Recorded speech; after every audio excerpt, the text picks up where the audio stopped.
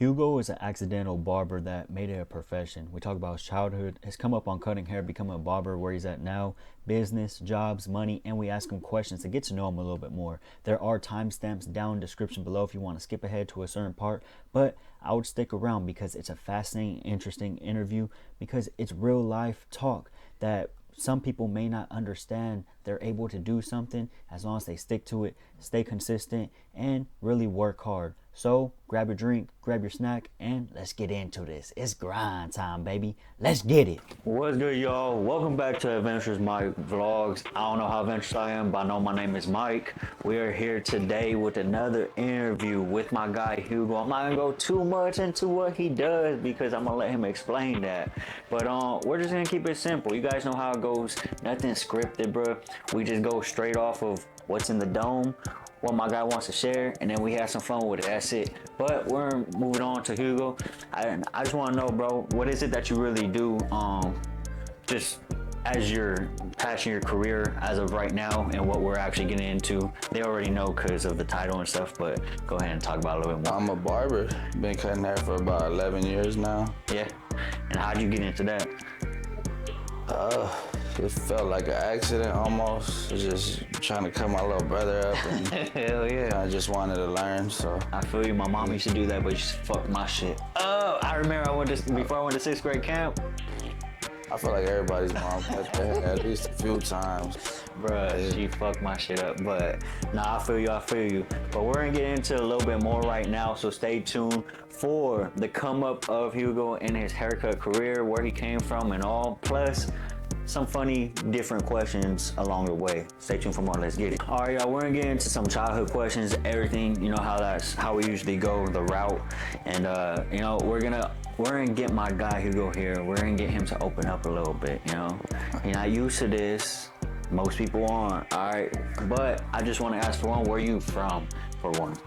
LA County. I grew up in Hawaiian Gardens, a little small city. Yeah, I feel you on that. I come from a small city myself. And LA is huge, by the way, guys. When you say Los Angeles County, people are like, oh, LA. Like, no, like, there's so many cities in LA. Yeah, for sure. For sure, sections. But, so how was it coming up in your childhood? Like, was it rougher around the edge? Like, what did you have to really go through? Did you have siblings? And then what were your hobbies? Like, what was it like in general? Shit, just little kid shit, running around, playing football on the streets, playing basketball, just little things like that, nothing too crazy. Yeah, I feel you. How was school? Like, what was it like in school? Like, shit, I never really liked school. Like, it was just never my thing. So I kind of knew since like a young age that it wasn't gonna be for me. Like, I didn't even want to try to get into none of that.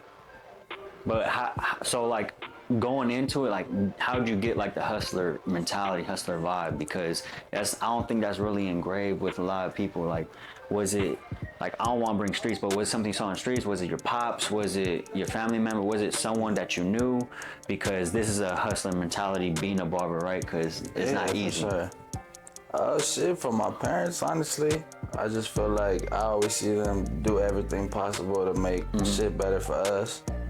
And it kind of just caught on where I seen them like never wait for nothing. They just, if they wanted it, they were gonna go get it. And yeah.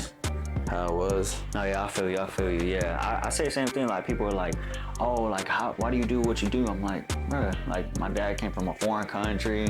My mom been working since 14. Like, what do you mean? That should be enough. You feel my me? dad started, he would work full time, overtime, and then he would still do like side businesses on the side where he would remodel houses with my uncle. And then he would do catering with my mom, and they would make tacos at parties, and it just, hell yeah. I would see him work every single day, and it was kind of just like, I never seen him take days off, or whether he was sick or whatever, it was just like, bills had to get paid. And for sure, no, for a fact. I feel you on that, yeah. Even my parents now, I'm like, damn, man, if I could get all this money right now and just pay you guys off, I would, you know? But so you said school wasn't for you. When is it that you really felt that school wasn't for you? Because you said you like sports, and a lot of people go the sports route, being in a smaller town, smaller city, and probably rough around the edge. So how was it? Like, when did you really grasp, like, oh, school not for me, fuck sports, and I think I don't really want to do all this stuff. I feel like it was young, honestly, around middle school. Yeah. For sure. 6th, 7th grade, around that time, where it was just like, I don't want to do this. Like, I never thought like, oh, I'm gonna go to college. I just felt like I couldn't. So it was just never really something I wanted to do. Okay. So what was it before cutting hair? Because I know you said it was an accident. What was it before cutting hair that you had interest in then? Because you weren't going to school route, you weren't going to sports route. What was it that you did have interest in? Like, were you just like doing little side gigs? Did you help your dad out? Yeah, we would always help our parents. My dad especially, with my uncle remodeling houses. Or it was just any little thing, like me and my little brother would try walking around, cutting people's grasses, just anything. A little something, you know, just. But yeah, any way you can make money, it was just like, we were going to try to do it. Yeah, I feel you. Yeah, I mean, I know even with me, when I played sports and went to college and everything, I did the same thing. Like, I'd fucking try to get jobs at the school I was going to, or fucking a family member had can you help me move this? Like, whatever. Like, I feel you on that. Like, you just, especially coming up, you don't even know. Like, I feel like you don't know until like maybe your 30s exactly what you want to go with your path. That's how I feel like with a lot of people. I feel like it takes them a long time to figure themselves out. But I kind of figured myself out like real young, so. Yeah, that's good. I mean, it's a blessing in disguise, you say, because a lot of people get told school route, sports route, whatever, especially coming from where we come from, because they feel like there's no other way out, or else you're just gonna settle for a regular job and you're gonna be stuck in the same place everyone else is. Yeah, I feel like some people just don't experience life at that point yet until they're like out of high school, where they really had to see like, damn, I had to get this on my own. Yeah. And they're just so used to being in school, they think that's what it's gonna be. You get examples. I feel like you can learn something from everybody, whether it's good or bad. Like, somebody can always teach you something, like whether it's not to be like him or to be like him. It's just. That's a good mindset though, because there's a lot of people in this world that don't learn. Like, they want to be like that example. So you see your brother, you see your cousin, you see your uncle gang banging. You know, some of them want to do that, and they're like, oh, that's cool. Like, they don't learn like, oh, damn, he got himself in that situation.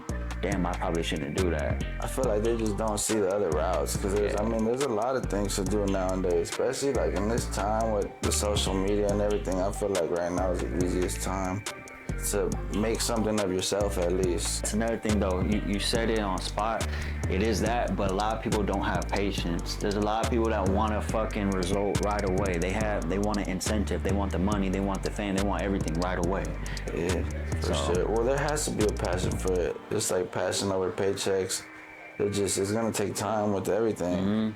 No, I feel you. I don't regret anything I've been through, but if I would go back in time, I would have probably said the same thing. Like, I would have probably, like, it's a cool experience, but it's not, at the end of the day, it's just not like, for what it was, it wasn't worth it. Well, it's not, exactly. To me, I always played sports, but when it came to like school sports, I just had like that knucklehead mentality where I just didn't want to listen to what people said, and it was just like, it wasn't gonna work. Like, I didn't want to stay at school longer than I had to be, so. I feel you. Yeah, I feel you. I don't think any of us did. Some of us just kind of put up with it a little bit longer than others. Yeah, me, as soon as I heard that bell ring, I was out of there. I think sports helped me stay out of trouble. That was the only thing. I would say that's probably like the main thing it did, if there was one thing. And it kind of helps you like with jobs later on, showing your true character. But other than that, unless you're a true fucking baller, you'll make it to the pros. Yeah, to me, I try to work at other places. Like, I try to apply all kinds of spots, and nobody wanted to call me back. I never got a job. Like, in my whole life, I've only had one job. I worked with my dad 3 weeks, and I was like, this ain't for me. Like, I'm not doing this. It was just. Yeah, I feel you. I'm quick to leave a job. I do what I do for like a year, and I'm like, all right, I'm over this shit. Yeah. Sometimes, it does pay to stay, and you never know like what you can do. It's more, I feel like even when you're at jobs, you can network with other people, because you never know what that might lead you into, because you just never know who you're talking to. Like, that's true. I feel like with like a mentality that you already kind of seen what people are like, you kind of see like the whole gist. I think the biggest thing is like, you know your worth, and when you don't get that and what you do, like, you're actually a hard worker, you don't get that at your job, a lot of people put up with that. I'm just not the one to do that. You For know? sure. I feel like most jobs want you to do more than, than what they're paying for you, and that's just... But there's some jobs that will either not even compensate you, but like at least appreciate you. Yeah, true. So I just feel like it's on that term, but we're gonna move past that. It was a cool little come up, but we're gonna get more into the haircut, and then we're gonna try and stump him with some questions, random questions, not nothing about him, but some random questions, so we can have fun with it. Stay tuned for that. All right, y'all, so we talked about childhood, everything coming up, and a little bit of just some small talk about jobs in general and how they really go. But I want to know, when was your first gig? Like, I know you said you cut up your brother, everything, but when did you actually start cutting other people's hair? Like, what was that like? What year? I would probably like junior year of high school. Mm-hmm. So I was about like 16 years old. Okay. And how was that first time? I mean, you get a little scared because you don't want to mess nobody up. Like, I used to mess my little brother up all the time, but that's my little brother. Yeah, it's a little bit different. But yeah, I was just surprised when he would tell me, hey, my friend wants a haircut, and I kind of look at him like, yeah, not see your haircut. Like, but it was cool. Like, I was never really scared to try it, whatever it was, like design-wise, anything. I'm gonna try it because I'm gonna have to learn eventually. Yeah, that's true. Did you mess up the first haircuts at all? Oh yeah, for sure. I was like, that's just the part of the game, though. That's how I tell young barbers, like, you're gonna mess up a few heads. Like, you can't really think you're gonna learn how to cut hair after 2 or 3 haircuts. Like, it's gonna take you a solid 20, 30 to even start learning what you're doing and how the clips work and how the clippers. It's a process for sure. For sure. I bet. Okay, well, going into that, you were just cutting out your house at that time, I'm guessing. Yeah. And then when was it that you actually felt like, okay, like, I think I want to do this, like, because you said it was an accident, but an accident turned into a business, but doesn't mean you really want to do it. Did you like create a passion for it? Like, did you actually enjoy doing it? Was it therapeutic? What was it? No, I feel like the more I got into it, like the more I did it, I just learned to love it more, and because you just learn something new every day, basically, and it always kept me on my toes. I just wanted to keep learning and keep getting better. Okay, and when did you first start getting your, like, coming back clientele? Like, how many people was that? I feel like by senior year, I was doing a few haircuts a day every day, and it was like solid where it was like a job almost. Okay, that's dope. So, senior year, you're already making some money cutting hair every single day. You go into that. After you graduate, by the way, did you walk? Did you graduate? Oh yeah, you graduated early, yeah. So you graduate. After you graduate, like, what happens? You just go full time, like, fuck it? Yeah, for sure. Well, after I graduated is when I started working with my dad. Okay. And like, I couldn't do it. It was 3 weeks, and it was just, that's what really showed me, like, I don't want to quit cutting hair, because like with old school Mexican parents, they were kind of like, that's not a real job. Yeah, like, you need a real job. You need to get paychecks. Like, and I tried it that way, and it just wasn't for me. So it's like, Nah, I feel you. You finally went full time into cutting hair. After that full time going cutting hair, how long did it take for you, for like a shop to hit you up, for someone to hit you up, like, hey, you want to cut hair, or did you like go out looking for a shop to cut hair at? Not really. Like, I was getting my haircut one time, and then the owner, or the barber, had told him like, hey, you know what, the homie cuts hair, and he had told me like, hey, can I see your work? And as soon as he seen my work, he kind of told me like, when can you start? Yeah. And to me, it caught me off guard because I wasn't planning to work at a barbershop or nothing, but it was kind of like, I just told him like, next week. Just started reaction until like later that day, it started hitting me where I was really like, oh shit, like, I'm gonna work at a shop now. Like, I had just turned 19. It was like, yeah, literally like a year after high school. That's crazy. And at that shop, by the way, was that Royal? Yeah, Royal. So Cuts. Royal Cuts in Bellflower. That's how I ran into him. It's crazy how we met, because I didn't go to Royals at first. Like, I went to some bunk ass place just because it was down the street from me. But I was like, you know what? I'm gonna start going to Royals. All my boys go there. I know some people in there. I said I might as well do it. Actually, Joey had a shop. Believe it or not, yeah, Joey, when he was rocking, he had a shop, and I used to go to one of his barbers, and then they shut down real quick, and I was like, all right, I guess I'll just keep on going to Royals. And I remember one day I walk in, I'm like, damn, all these motherfuckers are in here, bro. They're like, you have an appointment? I said, no. They're like, who are you waiting for? I said, I don't give a fuck. I said, give me a barber, bro. I know anyone could cut hair in here. Like, I know your worst barber probably cut better than where I go. Like, all right. And they're like, he's free. I was like, cool, whatever, bro. And he cut my hair, and that was like 2015 probably.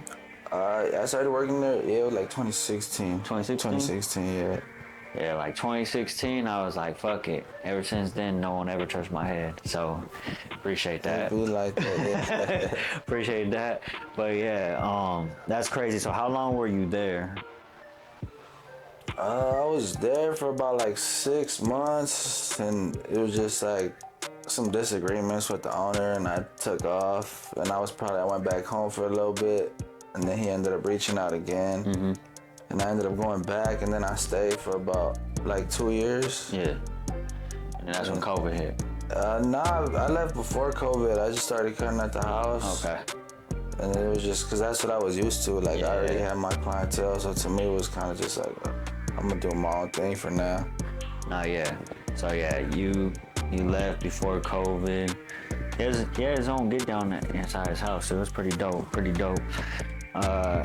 And then after cutting in the house, I know we had a few conversations about like getting legit, stuff like that, making sure you had like a 2-year history of work, especially cutting hair and stuff. It's kind of hard because you get paid in money a lot. People might sell you and stuff, but at the same time, like, you don't have proof you're getting money. You get me? Yeah. So it's hard to show if you try to go buy a house or buy a car. That's where it does get tricky. Yeah. When you go buy a car, like, do they care about that stuff? They do for sure, but I feel like it's credit. Like, I don't know, that's when credit got involved, and I started, like, I was always somebody that didn't want to get involved with that, but I had a lot of older homies trying to tell me, like, you gotta go this way, like, trust me. And at first I was a little thick-headed, didn't want to do it, but now, shit, I mean, it paid off for sure. Oh yeah, especially over good credit is better than most shit. Like, that's how I feel. Like, yeah, people are like, oh, no credit is a good credit. Hell no, not here. For sure. Good credit is a must for anything. For anything, bro. Nah, yeah, that's cool. So, after that, like I was saying, you needed to show proof, and you want to make sure that you had, like, credits towards being actual employee. So, how'd you end up here at CK's? It was right after COVID. My boy Carlos opened up a shop, and he had reached out to me telling me, like, hey, you know what, I'm having a grand opening. Like, you should pull up. And I was like, for sure. I hadn't seen him in a few years. Yeah. And I pulled up, and we started talking, and he told me that he had some barbers, but all of them, like, kind of flaked out on him last minute.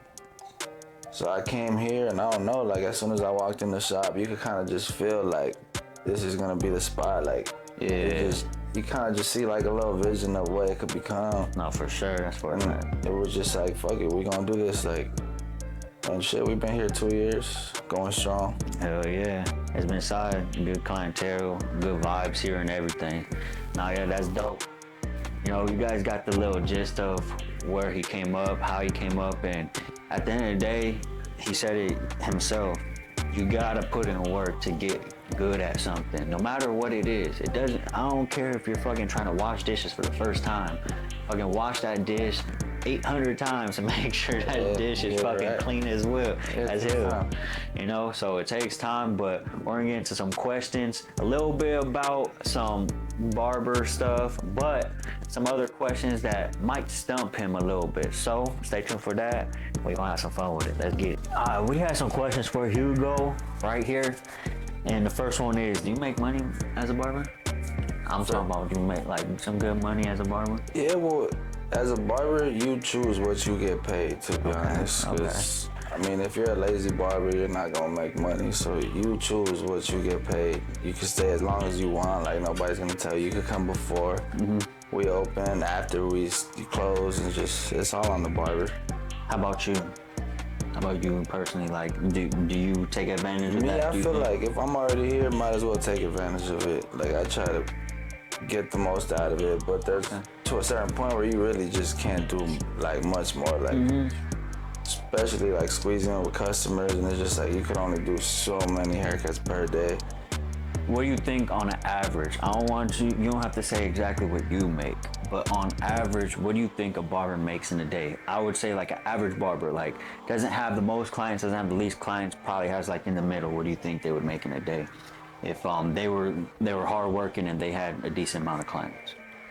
I'd say at least $200 to $400 in a day. Okay, that's not bad. Depending on what they're charging, That's not bad. I mean, like, what you make at a job on average, like an average job, probably like what, 150, 200? Maybe even less sometimes. Yeah, less sometimes, depending on the job. Okay, you know, hey, maybe I'm in the wrong profession. Who knows? Maybe I need to become a barber. Anyways, so I'm gonna hit you with some questions. For one, you a sports fan? Yeah, for sure. Okay. Who's your favorite football team? Atlanta Falcons. Well, what made you an Atlanta Falcons fan? Michael Vick. Growing up, watching it. Yeah, Michael Vick was the Madden GOAT. Deion Sanders too. For sure. Deion. That's dope. Basketball? Lakers. Baseball at all?